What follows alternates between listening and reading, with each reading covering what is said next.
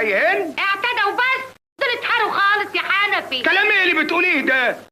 ايه اللي حصل يا بنت انت وهي؟ ولدين يابا ضربونا وسرقوا السمك. لا مين اللي سرق بس؟ ولا قلت لهمش انتوا بنات مين؟ يا نهار ابوهم اسود، لازم اذبحهم، اموتهم واحد واحد. تعالوا ورايا.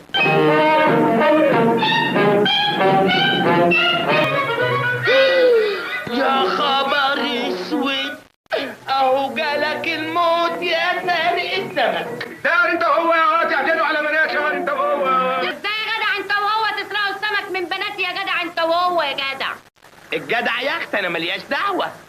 ما هو لو كانوا بناتك كويسين كنا عرفنا نتفق. كويسين غصب حبايه عينك يا حرامي. اتفضل. عاجبك الشتيمه دي يا ريس؟ ما يصحش الست تشتم راجل ابدا. يعني ايه؟ يعني انا ما اقدرش اشتمك؟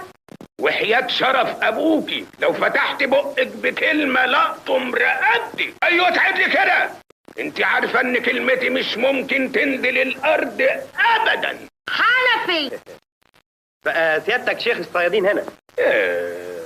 انت ما تعرفش سويسي؟ الريس حنفي انعم واكرم. شايف يابا؟ اهم ابتدوا يقبحوا. دي مش اباحة يا عزيزة، ده جهل بعيد عنك. حموده ابن حميدو. وانا اسمي حميده. انا اسمي حسن. انتوا منين يا ولاد؟ احنا صيادين من رشيد، ضاق بينا الحال جينا السويس. تعرف لناش مركب تكون كويسه ورخيصه؟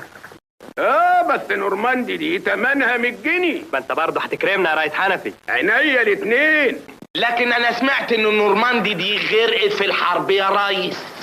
دكها نورماندي 1، انما دي نورماندي 2. استطيع اشوف العربون دلوقتي عشان نقرا الفاتحه يا سيد حسن؟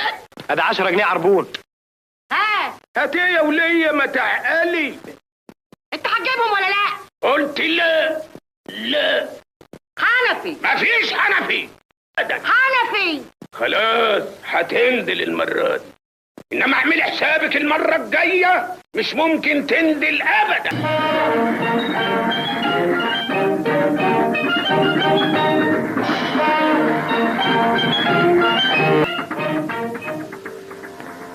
ايه رايك بقى في اللقطه دي؟